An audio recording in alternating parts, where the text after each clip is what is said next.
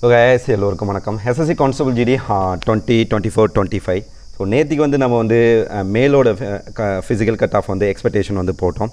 So உங்களில் நிறைய பேர் வந்து ஃபீமேல் கேண்டிடேட் நிறைய பேர் வந்து கமெண்ட் பாக்ஸில் வந்து பண்ணியிருந்தீங்க. ஸோ உங்களுக்கும் போடணும் அப்படின்னு சொல்லி நான் கொஞ்சம் ஒர்க் அவுட் பண்ணேன். நேற்றுக்கு வீடியோ பார்க்காதவங்க வந்து முதல்ல வந்து அதை பார்த்துருங்க. ஏன்னா அதில் கொஞ்சம் பேசிக் இன்ஃபர்மேஷன் வந்து கிடைக்கிறதுக்கு அதிகபட்ச வாய்ப்பு இருக்குது. ஒரு அண்டர்ஸ்டாண்டிங் வந்து உங்களுக்கு வந்து தெளிவாக கிடைக்கும். ஓகே, ஸோ நேற்றுக்குலேயும் வந்து நான் இதை வந்து சொல்லியிருந்தேன். அதாவது வந்து 2022-23, 2023-24 இப்போ இது உங்களோடது. ஸோ இதில் வந்து கொஞ்சம் சேஞ்சஸ் என்ன அப்படின்னு பார்த்தீங்கன்னா, 2020 வந்து 80 கொஸ்டின் 2 மார்க்கு, இங்கேயும் சேமு, இங்கேயும் சேமு, இங்கேயும் சேமு. ஓகே, ஸோ கொஸ்டின்ஸ் வந்து சேமு. இங்கே வந்து பார்த்திங்க அப்படின்னா தமிழ், ஹிந்தி இதில் மட்டும்தான் வந்து இவங்க எக்ஸாம் இங்கிலீஷ், ஹிந்தி இதில் மட்டும்தான் எக்ஸாம் எழுதுறாங்க.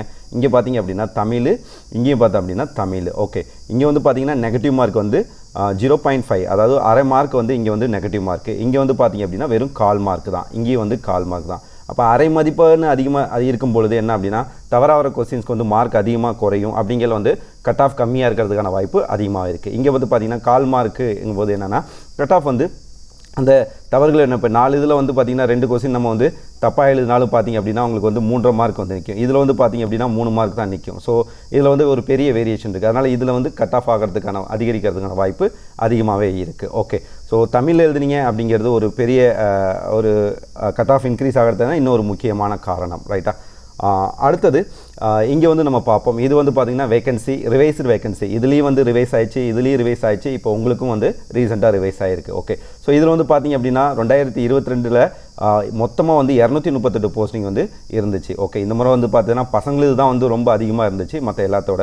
இதில் பார்த்திங்க அப்படின்னா பொண்ணுங்களுக்கு வந்து 2022 தான் வந்து ரொம்ப அதிகமாக இருந்திருக்கு. லாஸ்ட் இயர் பார்த்திங்கன்னா 181 இருந்துச்சு. இந்த இயர் பார்த்திங்க அப்படின்னா 186. ஓகே, ஸோ இதை வந்து நான் ஒரு பேஸாக வச்சுக்கிட்டு இதிலேருந்து தான் வந்து நான் கால்குலேட் பண்ணேன். இதில் வந்து பார்த்திங்கன்னா அடுத்ததாக வந்து இது வந்து பார்த்திங்கன்னா 2022 ஃபிசிக்கல், அதாவது ரிட்டன் முடிச்சுட்டு ஃபிசிக்கல் போனவங்களோடது. அதுக்கு வந்து கட் ஆஃப் இங்கே இருக்கிறது. இது எல்லாமே வந்து அதோடது. ஓகே, இது வந்து பார்த்திங்கன்னா கம்மியாக இருக்கும். திடீர்னு பார்த்திங்கன்னா இதில் வந்து பார்த்திங்கன்னா 40, 48 இந்த மாதிரி தான் இருக்கும். இதில் வந்து பார்த்திங்க அப்படின்னா வந்து 70, 73 இந்த மாதிரிலாம் இருக்கிறதுக்கான வாய்ப்பு அதிகமாக இருக்குது. அப்படி தான் இருக்குது. 60, 73, 73 இப்படி இருக்குது. ஸோ அதுக்கு முக்கிய காரணம் என்ன பார்த்திங்க அப்படின்னா இதுதான். ஓகே, ஸோ இங்கே 2 ரீசன். ஒன்று வந்து பார்த்திங்கன்னா தமிழ் எக்ஸாம் எழுதுனது, இன்னொன்று வந்து 1/4 மதிப்பெண்ணானது. இது 2 வந்து பெரிய முக்கியமான ரீசன். அதனால தான் வந்து கட் ஆஃப் வந்து இங்கே அதிகரிச்சிச்சு. ஓகே, ஸோ இங்கே வந்து கொடுத்துருக்க செய்திகளை வந்து நீங்கள் ஒரு டைம் வந்து ஸ்க்ரீன்ஷாட் எடுத்து கூட தெளிவாக பார்த்துங்க எப்படி இருக்குது என்னென்னு. இதில் வந்து நான் வந்து ஒரு பர்டிகுலராக இது வந்து 2023, இது வந்து இப்போ இந்த இயர் உங்களோடது 2024, இது 2 மட்டும் நான் வந்து எடுத்துக்கிட்டேன். ஓகே, இதில் வந்து எஸ்சி கேண்டிடேட் பார்த்திங்க அப்படின்னா 36. இதுக்கு முன்னாடி இன்னொரு விஷயத்தையும் நான் வந்து இங்கே உங்களோட தெளிவுபடுத்த ஆசைப்பட்றேன். இதில் வந்து பார்த்திங்கன்னா இங்கே எடுப்போம்.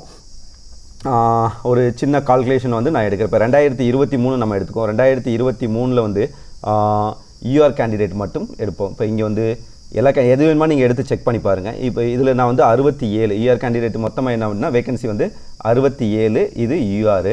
ஓகே, இங்கே வந்து மொத்தமாக வந்து யூஆர் பார்த்தீங்கன்னா 536. ஓகே, 536. ஸோ இதை நான் வந்து ஒரு சின்ன கால்குலேஷன் போகிறேன்.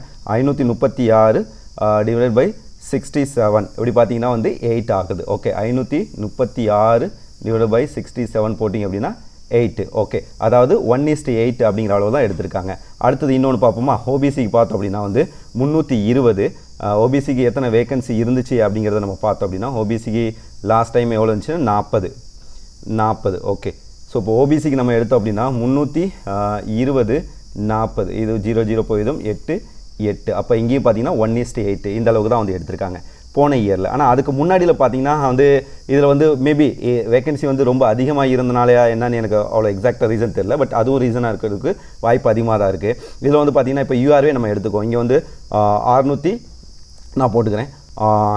698 டிவைடட் பை இதில் வந்து யூஆரில் எவ்வளோன்னு பார்த்தோம் அப்படின்னா மொத்தமாக வந்து 100. ஓகே, 100 வந்து நம்ம இது பண்ணுன்னா 6.9 வருது. ஓகே, இதில் வந்து பார்த்திங்க அப்படின்னா இங்கே வந்து 2022 வந்து ஈஆருக்கு வந்து பார்த்திங்கன்னா ஒரு 1:6.9 அப்படிங்கிற மாதிரி தான் இருக்குது. அப்போ ஒரு போஸ்ட்டுக்கு 7 பேர் அப்படிங்கிற மாதிரி தான் செலக்ட் பண்ணியிருக்காங்க.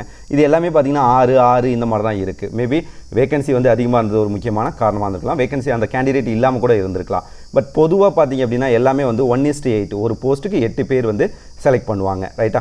ஸோ அந்த வகையில் பார்க்கும்பொழுது உங்களுக்கு வந்து இங்கே பாருங்கள், இதில் வந்து இஆரில் வந்து போன முறை 67, இந்த முறை வந்து 78, மொத்தமாக வந்து 11 வேக்கன்சி வந்து காலியிடம் வந்து அதிகமாக இருக்குது. அப்போ 1:8 நம்ம எடுத்தோம் அப்படின்னா இதுக்கு வந்து 88 பேர். ஓகே, அதே போல் ஓபிசிக்கு பார்த்தீங்க அப்படின்னா இங்கே வந்து 12, போன முறை 40, இந்த முறை 52, 12 என்னென்னா 96. ஓகே, ஸோ இவ்வளோ ஆட்கள் வந்து போன முறையோட இவ்வளோ பெண்கள் வந்து நீங்கள் என்னென்னா ஃபிசிக்கலுக்கு வந்து அதிகமாக போவீங்க. இது ரெண்டு வந்து சேம். ஓகே, ஸோ இதெல்லாம் நான் வந்து பேஸாக வச்சுக்கிட்டு எனக்கு தெரிஞ்ச கால்குலேஷன் வந்து நான் இங்கே கொடுத்துருக்கேன். ஓகே, ஸோ இது எல்லாமே வந்து என்னுடைய எக்ஸ்பெக்டேஷன் மட்டும்தான். இப்படி இருக்கிறதுக்கு வாய்ப்பு அதிகமாக இருக்குது அப்படிங்கிறது தான் என்னுடைய ஒரு எக்ஸ்பெக்டேஷன். இது வந்து பார்த்தீங்கன்னா எக்கனாமிக் வீக் செக்ஷன் இருந்தீங்கன்னா என்னோட எக்ஸ்பெக்டேஷன் வந்து 50. ஓகே, இதே எஸ்சி கேண்டிடேட் இருந்தீங்கன்னா உங்களுக்கு வந்து 58 to 62. ஓகே, இதே ஓபிசியாக இருந்தீங்க அப்படின்னா 65 to 70. ரைட், அன்ரிசர்வ் கேட்டகரியாக இருந்தீங்கன்னா பார்த்தீங்கன்னா 69 to 73. ரைட்டா, பசங்களுக்கு நான் பண்ணும்போது பார்த்தீங்கன்னா ஓபிசி அதிகமாகவும் அன்ரிசர்வ் கேட்டகரிக்கு வந்து பார்த்தீங்கன்னா கம்மியாகவும் வச்சுருப்பேன். ஏன்னா இங்கே வந்து அவங்களோட வேகன்சி வந்து ஒரு மாதிரி இருந்துச்சு, உங்களோட வேகன்சி ஒரு மாதிரி இருக்குது. இங்கே வந்து பார்த்தீங்கன்னா உங்களுக்கு வந்து ஓபிசி வந்து 96, அன்ரிசர்வ் பார்த்தீங்க அப்படின்னா 88. ஸோ இதில் கம்மியாகும் போது ஆட்டோமேட்டிக்காக கட் ஆஃப்லேயும் வந்து இன்க்ரீஸ் ஆகிறதுக்கான சான்சஸ் வந்து அதிகமாக தான் இருக்குது. ஸோ இதையும் வந்து நீங்கள் வந்து ஞாபகம் வச்சுக்கோங்க. இது என்ன அப்படின்னா ரா ஸ்கோரு. இப்போ உங்கள்கிட்ட வந்து நீங்கள் யாரெல்லாம் வந்து எக்கனாமிக் வீக்கர் செக்ஷன் அந்த 40 மார்க்கோ அல்லது வந்து எஸ்சி கேண்டிடேட் வந்து 50 மார்க்கோ இல்லது ஓபிசி அன்ரிசர்வ் கேட்டகரி வந்து 60 மார்க்கோ வச்சுருக்கீங்களோ, நீங்கள் வந்து ஃபிசிக்கலுக்கும் வந்து அப்பப்போ கொஞ்சம் பயிற்சி எடுத்துகிட்டுருங்க. அது உங்களுக்கு வந்து சாதகமான ஒரு ரிசல்ட் கொடுக்கறதுக்கு வாய்ப்பு அதிகமாக இருக்குது. ஸோ இதுக்கு முன்னாடி வேக்கன்சி ரிவைஸ் ஆகிறதுக்கு முன்னாடி வந்து நான் போட்ட கட் ஆஃப் வந்து இதுதான். ஓகே, இதையும் வந்து ஸ்க்ரீன் டச் வச்சுக்கோங்க. நானும் வந்து எடுத்து வச்சுக்கிறேன். உங்களுடைய ரிசல்ட் வந்ததுக்கப்புறம் எந்த அளவுக்கு என்னது வந்து உண்மையாக இருக்குது அப்படிங்கிறத நம்ம வந்து ஒப்பீடு செஞ்சு பார்க்கலாம். All the best.